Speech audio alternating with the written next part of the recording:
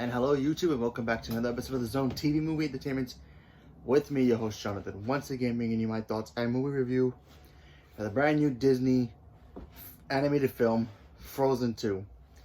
Frozen 2 stars Indelza Menzel, I'll probably butcher her name, I apologize, Kristen Bell, Josh Gad, and a whole bunch of other people as well.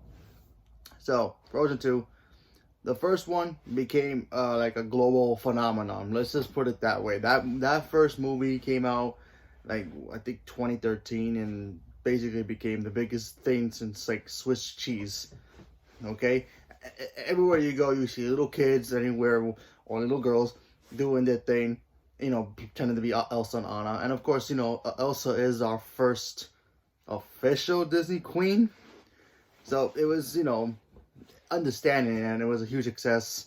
Understanding we were going to get a sequel to this movie, so this new story follows the girls, basically Elsa and Anna. They kind of get told a story about their family's history, and something from their family's past comes back to kind of like knock on their door per se. I don't want to spoil anything for you, and Elsa basically wants to go find out what this thing is, and also trying to find the origin of like how she has powers and why she's like who she is and all this and that.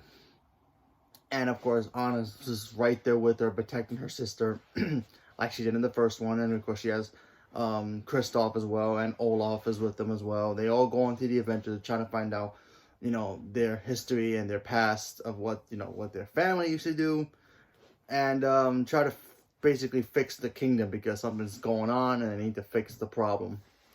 Okay, so how does this movie measure up to the first one? It's very good.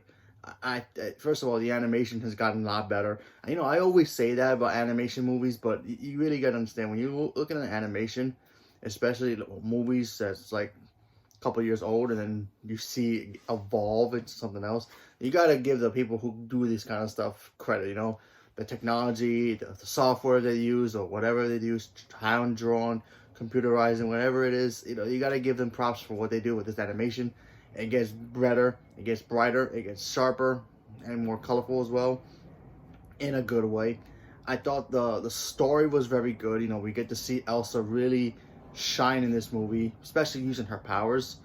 And I feel like she's way more powerful than she was in the last movie, because she finally embraced who she is. When in the first movie, that song Let It Go, that was basically her, you know, letting all her problems, you know, her fears away to basically embrace who she is. And now she's finally embraced it, and we get to see her use her powers more confident, more controlling. So that was pretty cool.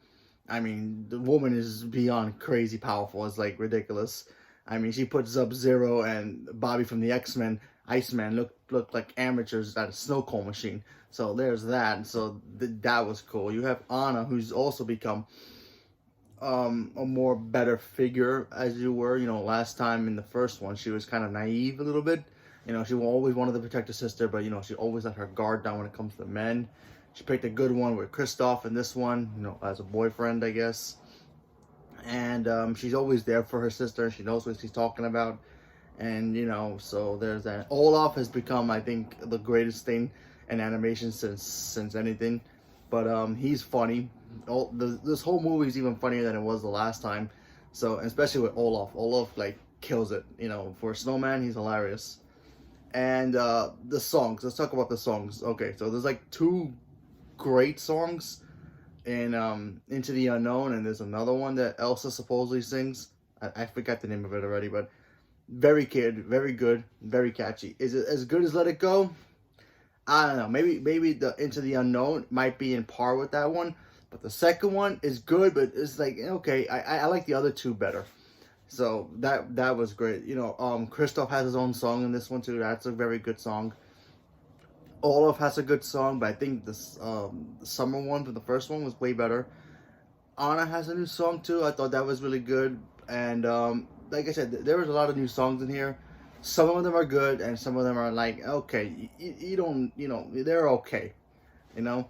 So, and like I said, the story is great. The characters are great. My only concern about this movie was the beginning of this movie, when you see the girls and doing their thing.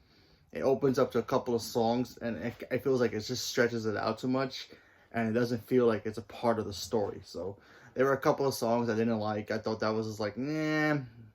It kind of just drags the story along, and it's like, come on, can we get to the good stuff already? And this is like the beginning of the movie where they're singing and dancing and doing their thing, and that's fine.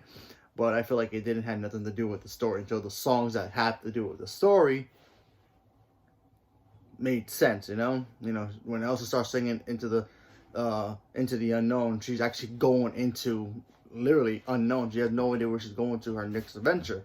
So that song made sense. The other songs, Anna and Olaf had a song together. Shouldn't have been there, or shouldn't have been placed there. But hey, I thought the movie was cool. So no pun intended. But yeah, go check it out. Kids will love it. Adults will like it too. There's some stuff for adults in here. It's like, okay, that's pretty cool.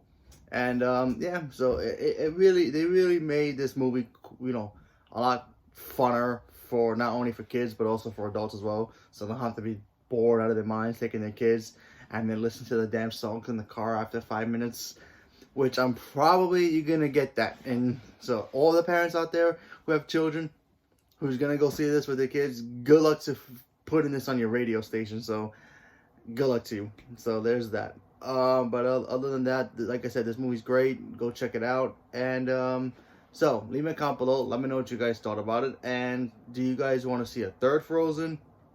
Any ideas about how they should do a third one? Did you guys like the first one? Did your kids annoy you from that damn Let It Go song? We all know, we all saw it. We all know we love that song deep down. But so leave me a comment below. Let me know. Thank you very much and have a good day.